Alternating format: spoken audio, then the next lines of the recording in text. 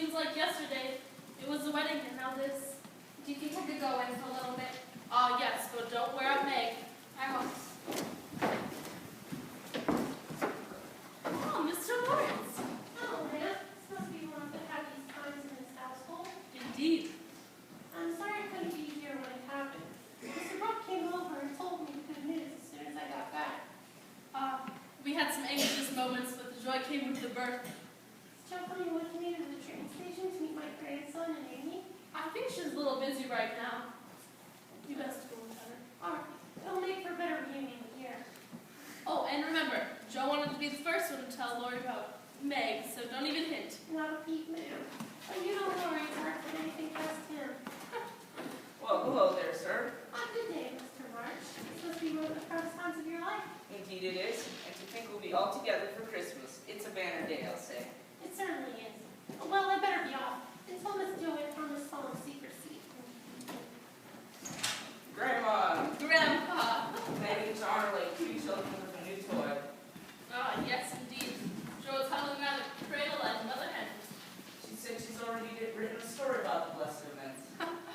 That's Joe. You mean Aunt Joe? Aunt March said she'd be here later. She's as proud as a peacock and tries not to show it, snorting 1 minute and asking questions the next. Mom's daughters. I suppose I'm too late to meet Amy and Lori? Yes, Mr. Lawrence just left a few minutes ago. He'll be right back.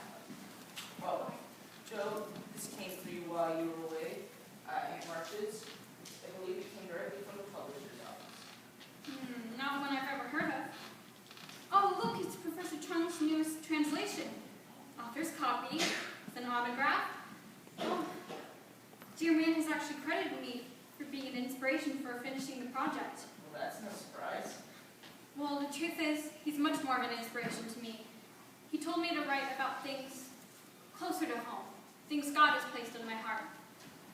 No more of that trash he talks about. He's right, of course. I wonder if there's any chance of him stopping by for Christmas. Oh, I don't think there's any chance of that. He left a few days ago for Ohio and said he wasn't sure when he'd be back. Oh, don't worry, girl, my daughter. He still cares for you. He considered you gave this book.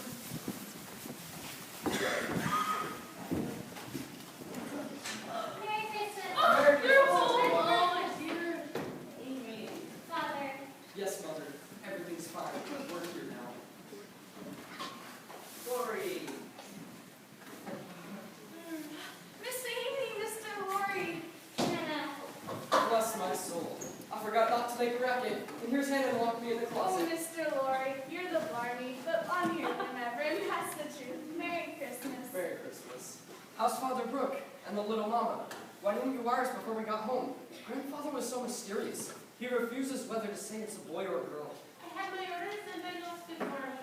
Well, Miss Jo says that. Well, never mind what Miss Jo says. Wait, everyone here. No one say a word. For heaven's sake, what does she mean by all this? You'll see. How was your trip? Fine, fine. Oh, you've grown so much, Amy, dear. I know, a whole inch. Oh,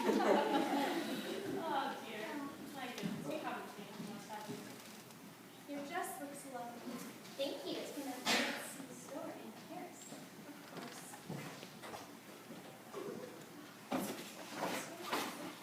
Papa. How are the kids? Good. Well, you'll see for yourself very soon. Close your eyes. Keep them tight. Close now. Now, look. Christopher Columbus. Twins! He used to be called John Lawrence after father. And she's to be called Meg after mother. And we'll call her Daisy so I won't have two Megs in the family. Again, as well as two Johns. Well, John and Little John. Why not call him Demi-John? We call him Demi for short. Oh, Daisy and Demi, just the thing. I knew my lawyer would come through. As usual. Well, and March said she'd be here locally. Nice start.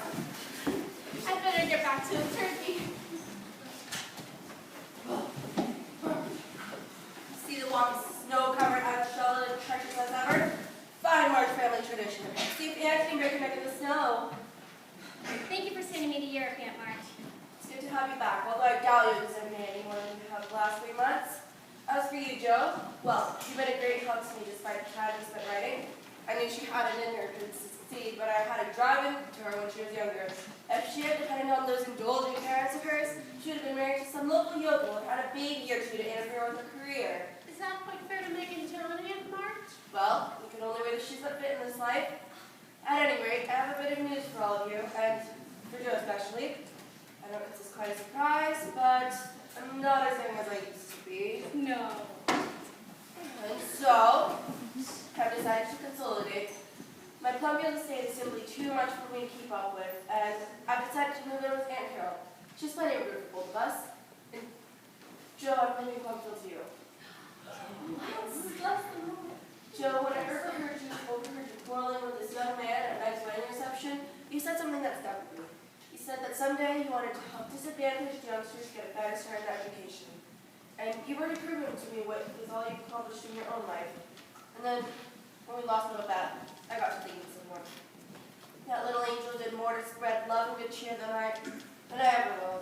But I want to do something once before I go. Something that lasts. And so Josephine, use Plumfield. Use a town school for youngsters. Isn't the season for giving? For helping others? Use it to help others just help me. Merry Christmas. Merry Christmas, Aunt March. Let's hear it for Aunt March. Hip hip. Oh, well, I suppose we better let her be distressed. You're right. Let me help you, Meg. It's high time that I acquainted you with the many wonderful things I can do with castor oil. Father, will you help me get my things for Aunt March's care? Why, certainly. And Miss Lawrence, I'm gonna help hand up the listen to you on there. Well, here we are. I'm very happy for you, Joe. Thank you, Lori. And proud, too. I'm glad you stuck with your writing. That's what the professor keeps saying. Professor Chong, he's been quite an encouragement to you, hasn't he? Yes. Joe, I have a great surprise for you. Surprise. Joe, I'm no longer a single man. What? You gone and got married? Yes, but I promise never to do it again. Mercy on us. What dreadful thing will you do next? A characteristic, but not exactly complimentary congratulation. Well, what can you expect when you take one's breath away letting cats out of bags like this? Get up, you ridiculous young man, and tell me about her. Who is she? Do I know her? Yes, you know her, Joe. Longer than I have. But you've been away. How could you... Not Amy. Who else could it be? Couldn't you tell in our faces? Oh, Lori, I'm so proud for you. For you both. Thanks. Isn't that just wonderful? Now, tell me a little bit about it. Well, when we met up in Switzerland, we both felt it. Everything seemed to clear up at once. I knew it then, Lori. I know you did, but I was too headstrong and stubborn. I didn't want to admit it.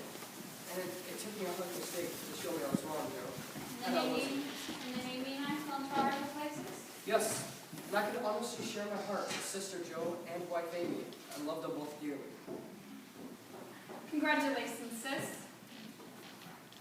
Oh, well. While I was out, I happened to meet your wonderful wife. Well, congratulations and welcome to the family. Would you like to tell the other family? Oh, yes. Let's get her things first, though.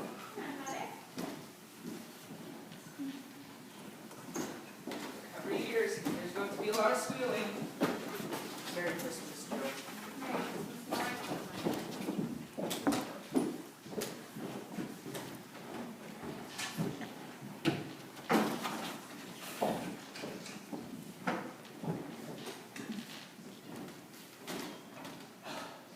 It is worse than I was feared. There's no space in her heart for a fall like me. What can I do now?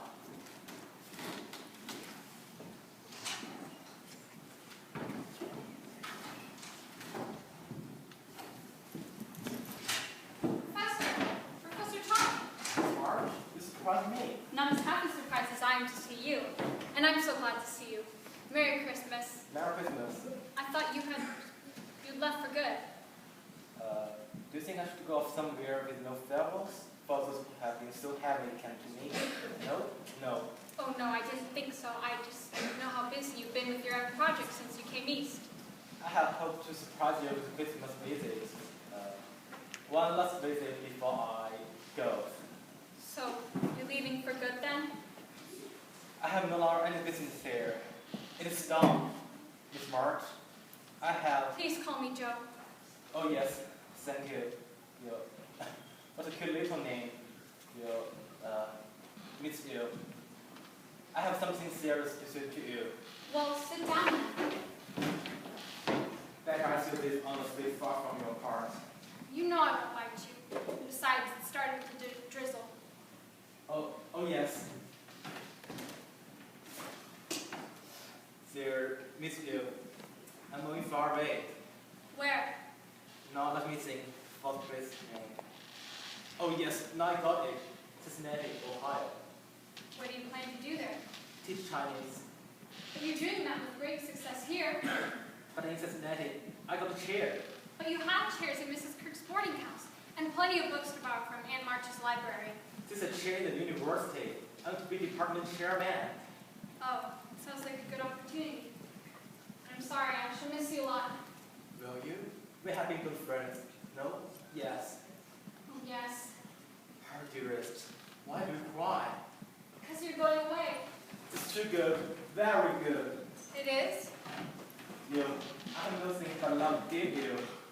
I came here to make sure you could care for me among people and friends. I must be sure I'm not wrong. I must be sure I'm something more than a friend. Am I? You can make a little space in your heart for some. Only a little place? Little places can grow to be big places. No? You. Oh, yes, shame. My shame. No one speaks so many since Nina passed away.